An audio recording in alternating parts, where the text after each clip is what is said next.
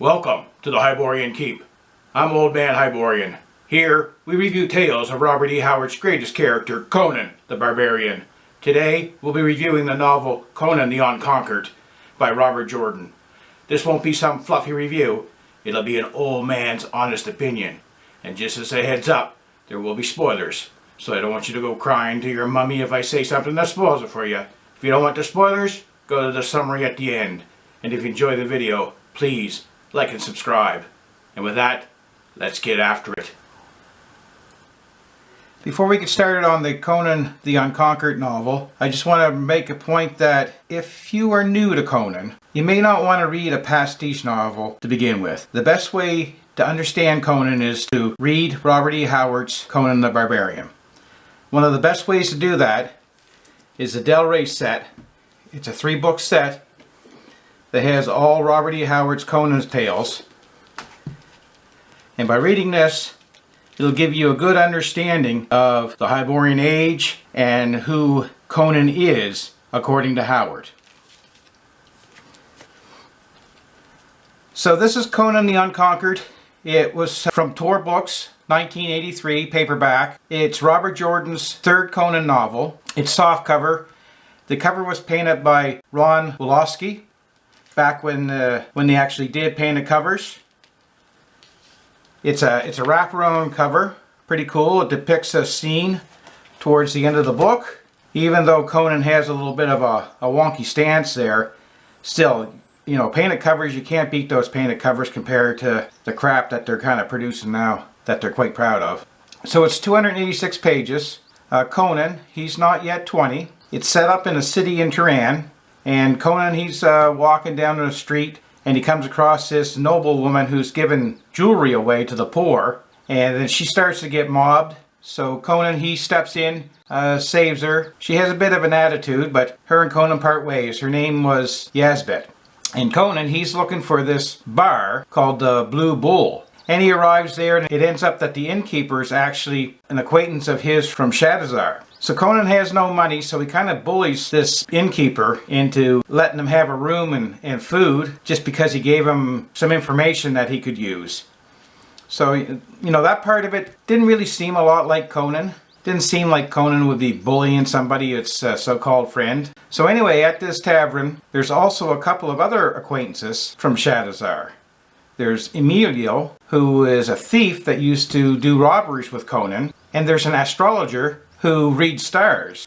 Has read Conan's stars before, and Conan seems to think quite a bit about him. So Emilio, he wants Conan to take part in this robbery of the Cult of Doom for this necklace that he wants to get for his woman. And Conan basically said, no, he's done thieving.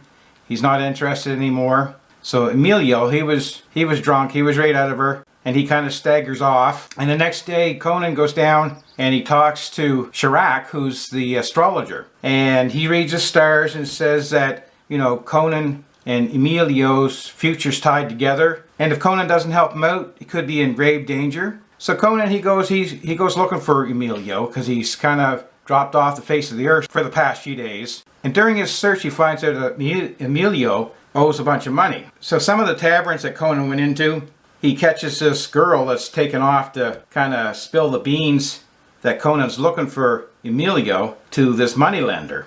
So Conan, he fabricates a story about this Cult of Doom to scare her, and that the Cult of Doom is sacrificing people for some kind of a ritual, which Conan has no idea if it's true or not. He just kind of made it up to scare her. However, the story gets back to the sorcerer who's the head of this Cult of Doom, Jahandar. And he thinks maybe it's somebody from his past that's coming and trying to track him down. So he's all freaked out. So he sends people to go to find out who this person is spreading the rumors and to kill him. So in the meantime, Conan finds out that Emilio did get into the Cult of Doom looking for this necklace. So he's going to break in and see if he can find him. And there's this city guard, this sergeant, who wants to go with him because his daughter was brainwashed with this cult. And now she's there and he can't get her back. So reluctantly, Conan agrees and they both go to break in. So once they break in, they go their separate ways. Conan goes to the tower looking for Emilio, and the guard goes looking for his daughter. So Conan encounters Emilio, but he's been turned into this walking dead from this sorcerer. and he's guarding the treasure. So him and Conan end up battling. Emilio falls out the window, splats onto the pavement below, and Conan grabs the necklace in this treasure room. And this is another point that Jordan kind of put in there, is that, you know, Conan's not quite 20, and he has this treasure room full of treasure, and he only takes the necklace because he's given up on thieving, and he doesn't want to take anything else. So that just doesn't sound a whole lot like Conan. Like a young Conan, if he had the opportunity to grab a whole bunch of jewelry and stuff, that most certainly that he probably would have done that. So anyway, Conan, he takes the necklace, meets up with the Hyrcanian sergeant, who has his daughter, but she's fighting and doesn't want to leave. And just at that same time, there was a whole bunch of people that attacked the Cult of Doom. So there was total turmoil. The daughter slips away. As they're trying to get her back, one of the sorcerer's assassins kills her. And they also come across Yazbit, the girl that Conan met at the first of the story. So Conan grabs her, and him and the guard, they get out. They're not quite sure what was going on with all these other people attacking. So they get back to the tavern. They lock Yazbit in a room, trying to figure out what exactly is going on, and ends up that Yazbit, she gets away, and this group that actually attacked the Cult of Doom was a group of men from Hyrcania, because apparently this sorcerer did a whole lot of evil doings over in Hyrcania, and they've come to even the score. So then this Hyrcania shows up at the tavern that they have captured Yazbit, and they want to talk to Conan. So Conan meets them. They have a proposition that for Conan to come and go into these blasted lands over in Hyrcania to try to find something within this forbidden zone where the sorcerer had set up there years ago. Initially Conan says no way, he's not interested. But then all these living dead creatures attack. They attack Conan, then they attack the inn, burn the inn down. So Conan says, yeah, I'm going to help you. So they load onto a ship and they take off across the Sea of Viliet to go to these blasted lands. And the sorcerer, now he's all freaked out because there's these Hyrcanians involved, so he sends his two assassins after him. So Conan and the crew, they end up over there in Hyrcania. They get to the blasted lands, and apparently no Hyrcanians allowed to cross this magical barrier, but there's this shamaness that's going to help Conan get across the barrier. And she gives him some special powder and some spell that he's supposed to say, which another part doesn't seem to be a whole lot like Conan. If there was sorcery involved, I can't really imagine Conan, wanting to utter some words of power of some sort and using these magical powders. So anyway, Conan gets these two bags of powder, one to cross the barrier and one to come back. So he crosses the barrier, encounters some kind of a crazy creature, he battles, and during the battle, him and the creature gets back across the barrier.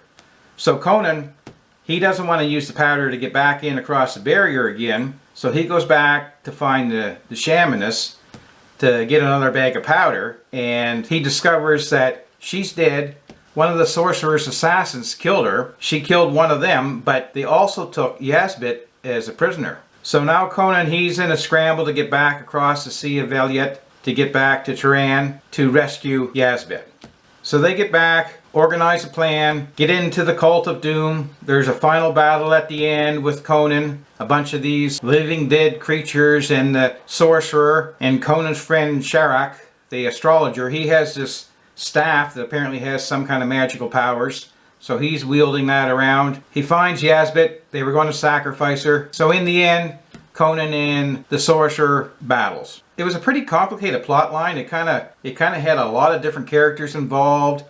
Conan traveling all over the countryside and across the sea. But overall, not a bad story, even though there was a couple things in there that just didn't feel like Conan. One thing about Robert Jordan is that he seems to understand the Hyborian Age.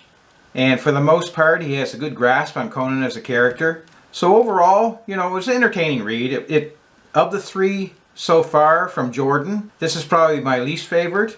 But still, it's much better than the Titan books that are being produced right now. So it was fun. Well, there you have it. Conan the Unconquered. Pretty decent Tor novel written by Robert Jordan. Jordan really seems to understand the Hyborian Age. He can write a pretty good tale. He has Conan going from Turan to Hyrcania across the Viliet Sea and back. Pretty decent. It had sorcery, it had blasted lands, Walking Dead, all the things that you want in a Conan story. He understands Conan pretty good. He can write a pretty good Conan character. Though there was a couple of instances that, you know, he kind of slipped up a little bit.